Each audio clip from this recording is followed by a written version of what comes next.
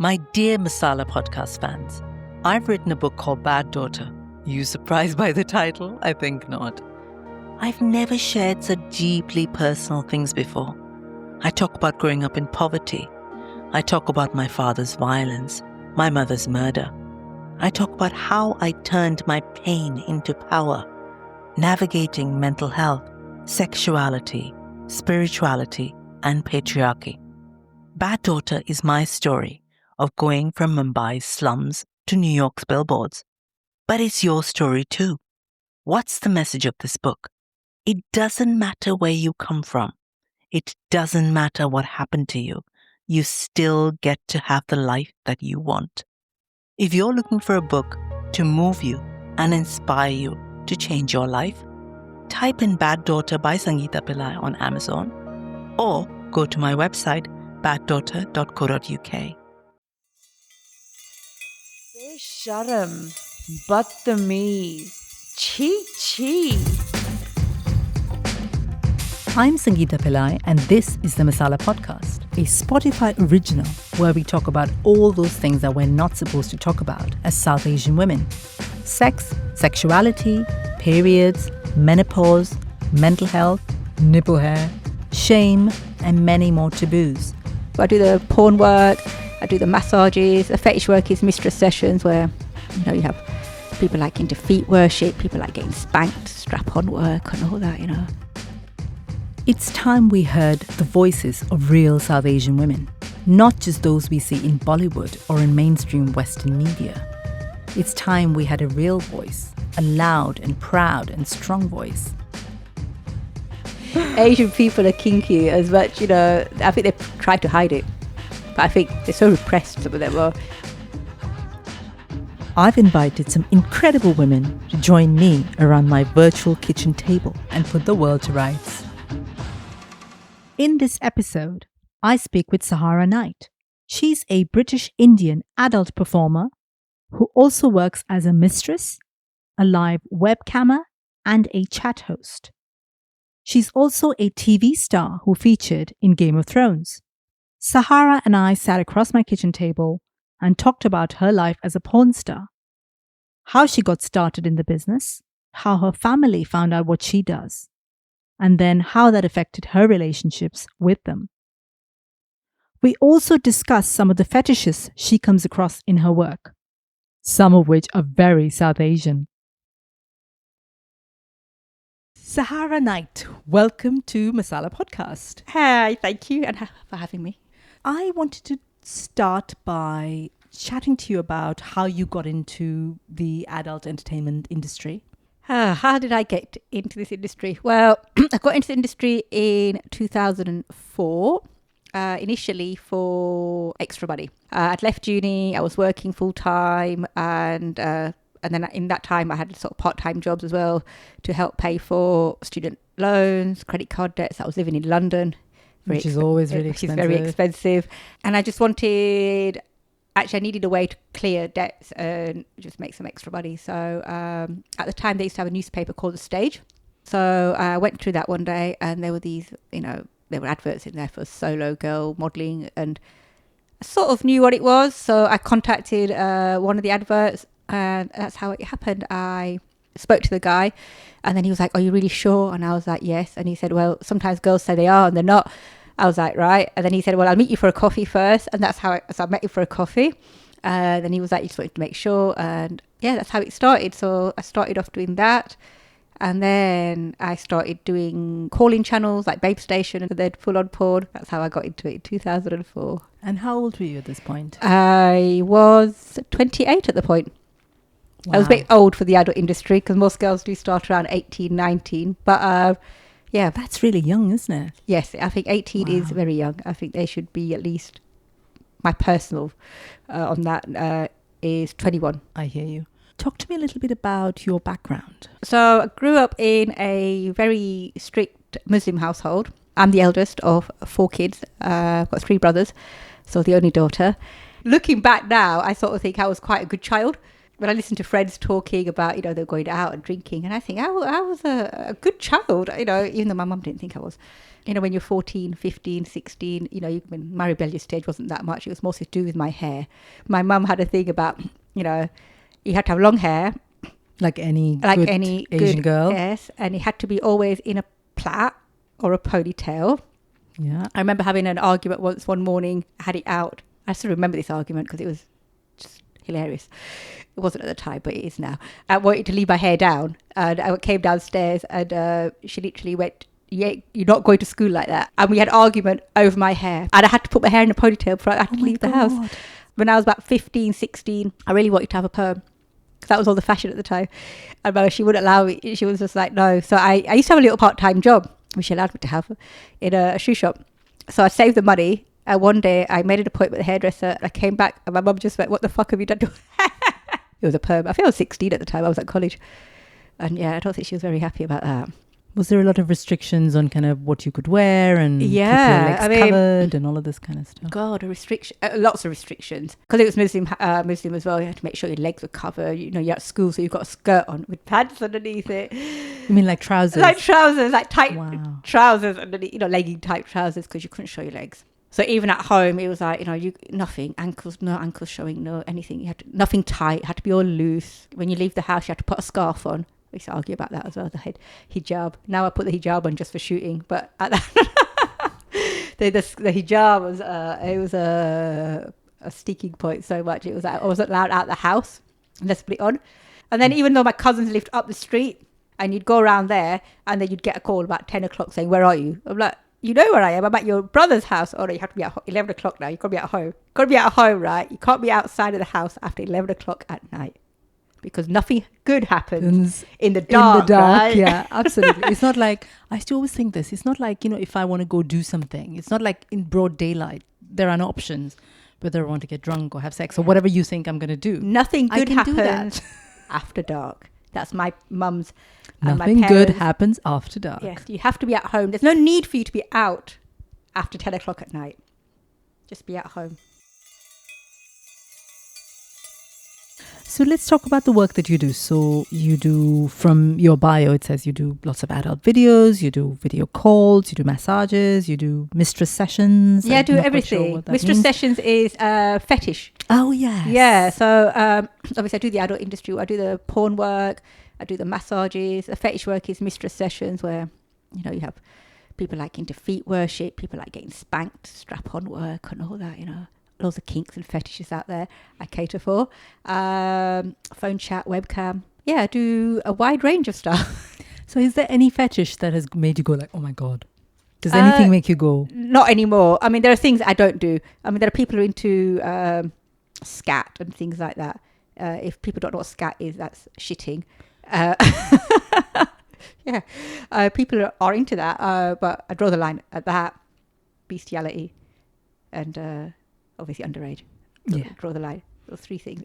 Everything else is just, it's your fetish. We can do that. A lot of Asian people, I'm going to say Muslim people here, a lot of Muslim people are into the whole religious fetish. Oh my God, tell me more about this. They're into the religious fetish, whether it's on cam, whether it's on chat.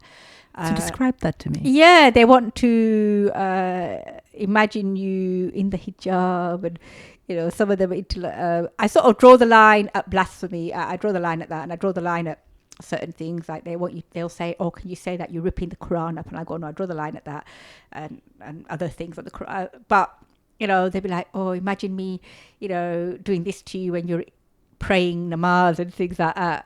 They really like are into this whole religious fetish. It's quite a big thing, really. It's a strange one. I guess maybe it comes from because it's so repressed within the culture, and it's like that's okay and that's not okay. I used to have a guy who used to come on cam. He was an imam at the mosque. He was an imam. Oh, he was so funny. But he used to like me telling him to like do things like put carrots up his bum and things like that. That was his fetish, obviously. And he'd take the laptop into the. He'd go, I have to go in the bathroom. I go, okay. I go, gotta be quiet. And he said, tell me what. And then afterwards he'll go, I'm just going to clean up. I've got to go lead the prayer now. And I'm like, That's brilliant. I go, great. That's He said, absolutely I shouldn't be doing all this, but he said, I have to go lead the prayer now. And I used to just, That's I incredible. used to laugh. I used to find it hilarious. That's But such a fantastic story. tell you what's really big in the Asian community as a whole, just not Muslims, is the whole auntie thing. What is this auntie thing? Like, you know, they want you to pretend to be their auntie.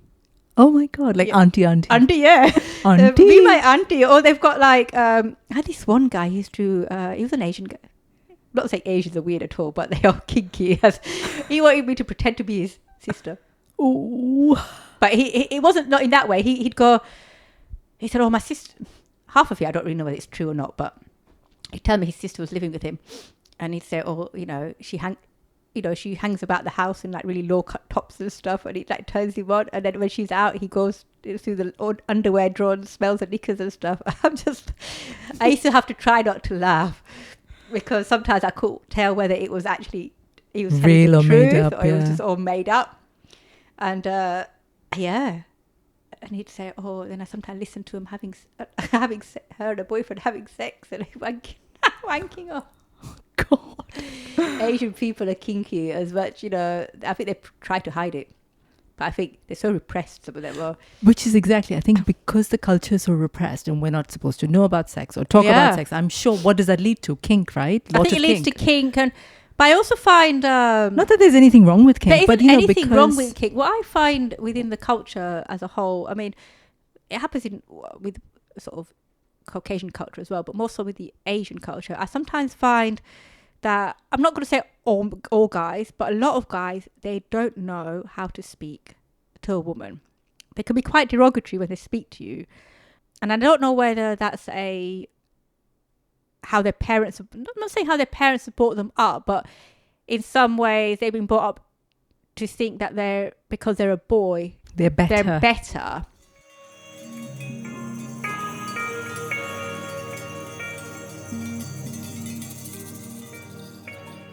What is the word for porn in Punjabi or Hindi? Well, in Hindi, it translates as dirty photos or dirty literature. In a culture where we are taught it is shameful to talk about having sex, how are we then expected to open up about the porn we watch? I had my first experience watching porn when I was a naive teenager living in Mumbai. A few of my female friends and I decided one day that we wanted to see a real porn film. See for ourselves what all the fuss was about. We were about 13 or 14 years old, trying to look like we knew what we were doing. This was in the 80s, so we went along to the local video store. We were so nervous and so excited. My friend, who was bolder than the rest of us, asked for the video at the counter. The rest of us hung around trying to look all casual. Truth was, we were terrified that someone would see us. An older auntie we knew, or someone's mum, could walk past the store at any point. Anyway, the guy managing the video store looked at us for a few minutes and then opened up this plastic folder full of little posters with these X-rated films. We were so nervous that we just pointed to the first film on the page. Boom, we paid the deposit and rushed out of the shop. We were so full of relief when we got out that we collapsed in a giggling huddle right outside. Then we rushed back to my friend's flat to watch the video before her mum got home. Was it an amazing experience? Not really. We started the video and saw the man on the porn film who had this weird matted hair all over his body. I remember feeling utterly disgusted. Was this what all men looked like under their clothes? Was this what sex was really all about? So I'd love to talk to you now about kind of your work and how that's impacted on your family. Because I saw a little bit about your Channel 4 documentary, which was Diary of a Porn Virgin, yeah, was it? Yeah. And in that, you're really young. I think you're just about 29, 30. Yeah, well, and yeah. in the series, you're kind of just entering the world of kind of porn and adult kind of films and things like that. So talk to me about the journey of your family and them finding out and what that happened. So, well, my parents found out because I was a bit So you obviously kept that quiet before, right? Oh yeah, they didn't know. Yeah. I was still in a full-time job at this time. In the job I was in, and I had a call at work, and it was my cousin's wife, and she rang me and she said, she left a message, and I just knew, Something. you know, yeah. I had a feeling. I just knew. I thought, oh shit. Anyway, I rang her and she said, "Do you know that it was a husband actually? He saw you on the TV." I was like, shit. And she was like, "What are you doing?" And I was like, just doing what I'm doing. And I was like, I really can't talk about this at the moment, so I think I put the phone down on her. And then me and my brother played, my eldest brother, he's a year younger than me. I think we played phone tag for a few days at work because I just didn't know what to say to him. And then he rang me and he was like, right, whatever you're doing, right? But you need to stop. Or did he say stop? I'm not really sure. He said, you should tell our parents. And he said, if you won't tell them, I will tell them. And I was like, yeah, okay. So he did tell them. He did tell them. Because I was a bit cowardly. I was 28 and I was just like, I'd been away from home. I'd been away from home for a long time. So my cousin saw me on Babe Station actually. And I thought to myself, well, the only reason you saw me on Babe Station was because you were on there. because you were flicking channels. And because she was like, oh, he was flicking channels. No. You don't flick channels up to the 900 channels. You're there and you can't, because you're in little boxes, so you can't see. So you looked at that. You were looking for Babe You were Station. looking. And here's how you saw me. So my brother told him. So me and my mum playing phone tag, and my mum actually, this was like, it was on Babe Station, but it was on their Life Triple X channel. Oh my Lord, my mum phoned me. My mum phoned me on the channel as I was gyrating on the TV. Oh my God, Sarah. She phoned me up and I'm thinking, what the fuck is she phoning me up for? She phoned me up and saying, what the fuck are you doing? Get off there and stuff. And This was live TV. Yeah, but they can't hear the call. Oh, I see. So I was taking the call. So this was on live TV. And I was like, saying to the producer, cut the call. And they were like, I said, cut the call. I thought, why is my mum calling me at work? She's watching me bounce about on this sofa in my fucking underwear. I should laugh. But yeah, so, and then my dad called me. And he was like, what is all these dirty things you're doing? And I was like, Dad, I can't really speak to you about this. It's not a conversation you have with your dad, is it, dear Lord? And he was like, you need to stop all this dirty shit and all this dirty business. It's not, it's not for us. It's not for you. It's not for us. Wow. And what was the fallout from that? That was the fallout. We did not speak. 2004, the fallout, we didn't speak. They stopped speaking to me completely for quite a long time until 2004. I held out the olive branch in 2010, just about 2011 it was, because I wasn't working. I'd stopped porn at this point. So it was about 6-7 years later. Yeah, 6, 7. I held out an olive branch purely because of the fact that I'd missed out on so much as well. In that period, two of my brothers had got married. My eldest one and my middle one. My middle one, I'd met his wife to be, because they came to, I was living in London at the time, and they rang me and they said, because she wanted to meet me. And I was like, oh, okay. And they came to London and we went out for dinner and stuff, and they gave me an invite. Not that I was going to go. It wouldn't have been right to go. So they gave me an invite. So I met her, I met them, his wife, fiance, before they got married.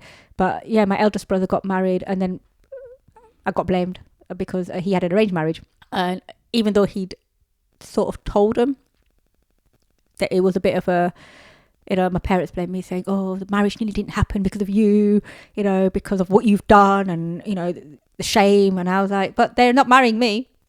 They're marrying my brother. My brother's quite religious, do you know what I mean? They're marrying my brother. I said, regardless of what I've done, okay, I brought shame on the family. As my mum said, shame on the family, she couldn't leave the house. And my middle brother was like, she could leave the house. It's exaggerating.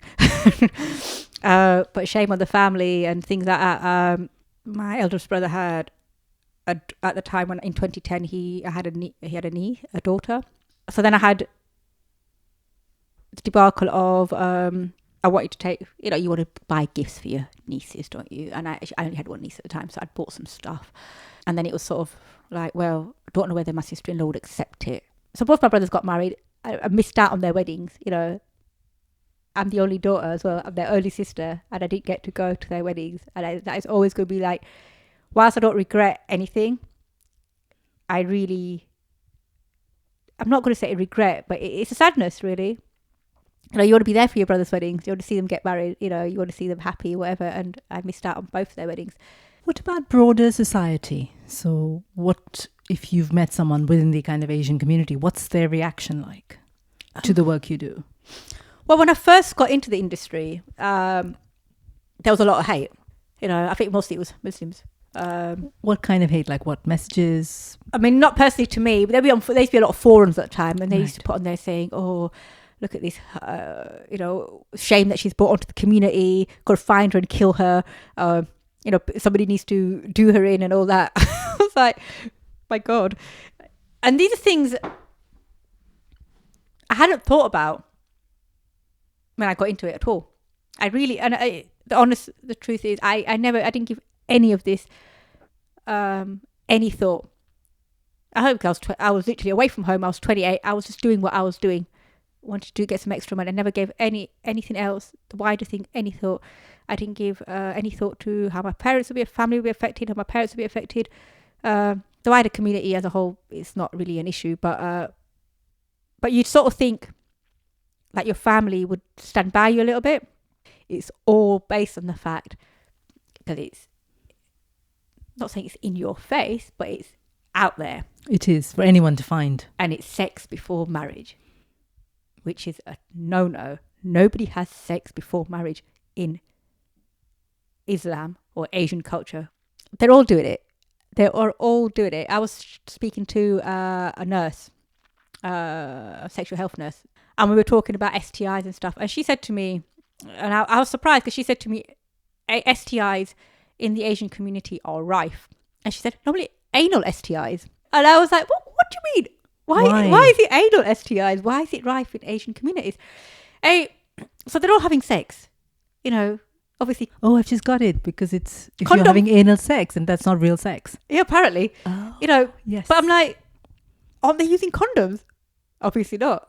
See, I think that's the other thing of... so therefore, if you're having anal sex, you're still a virgin, you're still technically, a virgin. and you're So they're still not pure, and all of those other... So they're not doing vaginal sex. They're all having anal sex. Okay, not a problem.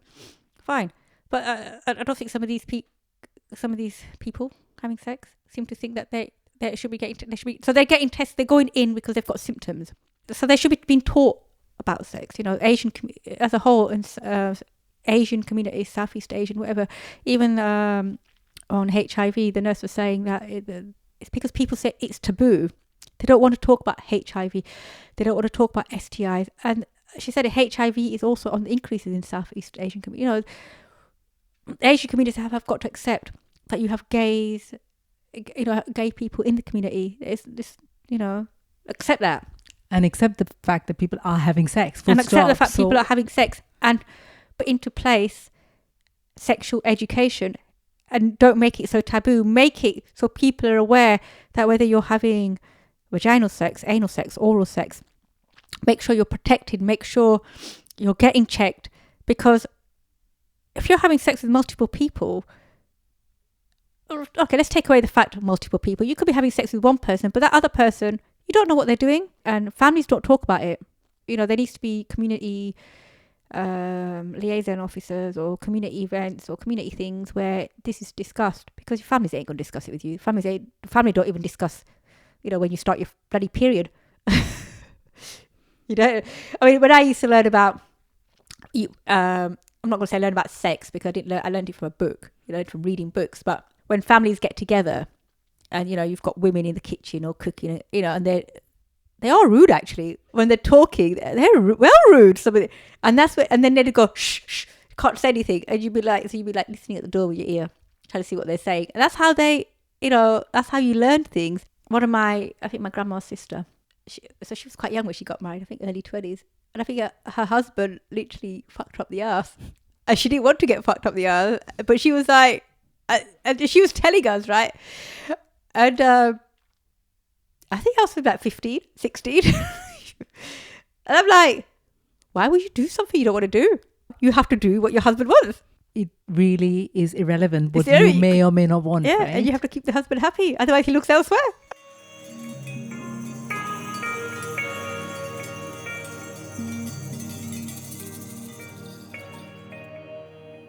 Now that I'm in my 40s, I think of porn very differently.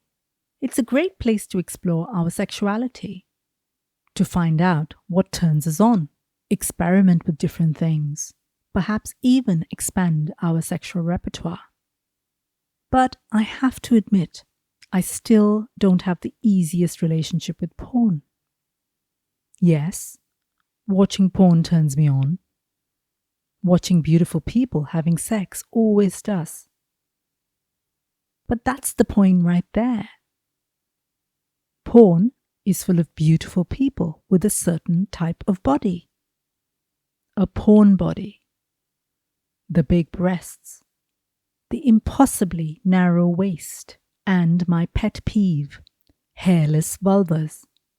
My younger friends tell me they wouldn't ever consider having sex with any hair on their vulvas. I think porn has normalised hairless vulvas so much that we're all expected to be hairless now. We're spending zillions of pounds removing our pubic hair, underarm hair, and hair everywhere on our bodies. And then porn has gone and turned hairy vulvas into a fetish. What's that about? I also think about the racial stereotyping, which makes me feel uncomfortable. Does porn turn brown bodies into a fetish, where we've been turned into a category? Just a tick box on a website, not the brown, beautiful and individual people that we really are. Sahara, what have your experiences been like within the adult entertainment industry? How were you treated? What was the kind of, what was it like? See, so now my experience in the adult industry has been good. And I know lots of few women in the industry have bad experiences. But I think I've been really lucky, maybe because I was older when I started. So I had whilst I didn't have a lot of sexual experience, I had a bit of life experience, I guess. And I'm not really, I think at 18 to 28, there's quite a big difference. At 18, you might get, I'm not saying you can get bullied, but you might get bullied into doing certain things that you don't want to do, or you feel you have to do certain things just to do X, Y, and Z. I think when I started, I did what I wanted. So, and I worked in the States, and the agency I went out with, for me, were fine. I think you have to have your head really screwed on in this industry. And like anything, if you've got issues, deep, dark issues, the industry does bring them out. It is what it is. People deal with it differently. There's good and bad in everything. It's good and bad. And you have to be a strong person. You've got to have a thick skin, because people will call you all sorts. It can cause negative body issues. And I do see that in some girls. When I have very little filler put in, I only started having that done this year. But I go to a plastic surgeon who does it good, but some people have it done like via nurses and aesthetics. And now you can get it like the dentist does it. It's a dentist, and they come round to your house and do it, and they fuck it up. And it took me years, but I think you really have to do your research. Like anything, you got to do your research. You can have boob implants, you can have butt implants. Is that the norm though within the industry? Are you expected to? No, it's not. A lot of girls seem to have it done. I guess because they want to look a certain way. Not saying you all end up looking the same, but they do. Blonde hair, big tits. You're looking like a Barbie doll. I think it's from the 80s porn industry in the USA. It was blondes and big tits. In Europe, it's not so much. People are having boob jobs and butt lifts. But in Europe, I find that they're still more natural figures, small, whatever natural figure is, whether it's big tits, small tits, normal bum. I've kept mine natural. I was too scared to go up. I'll be one of them people who, if I have anything done, would go wrong. It's been such a pleasure, Sahara. Thank you so much for coming over, for being as open as you have been and chatting and being on the Masala podcast. Thank you for very having much. me. Thank you. It's been a pleasure. I have so many other questions. We might have to do another one. Okay, that's fine. We can talk some more. I could talk forever. If you've been affected by anything we've talked about in this episode, please head to the show notes where I've listed some information about organizations which can offer help and support. I'm Sangeeta Pillai. Thank you for listening to the Masala Podcast. Masala Podcast is part of my platform Soul Sutras. What's that all about? Soul Sutras is a network for South Asian women, a safe space to tell our stories, a place to reclaim our bodies, to tackle taboos within our culture, to be exactly who we want to be. Get in touch and tell me your stories about your taboos. Check out my website, soulsutras.co.uk, or get in touch via email at soulsutras.co.uk. I'm on Twitter and Instagram. Just look for Soul Sutras.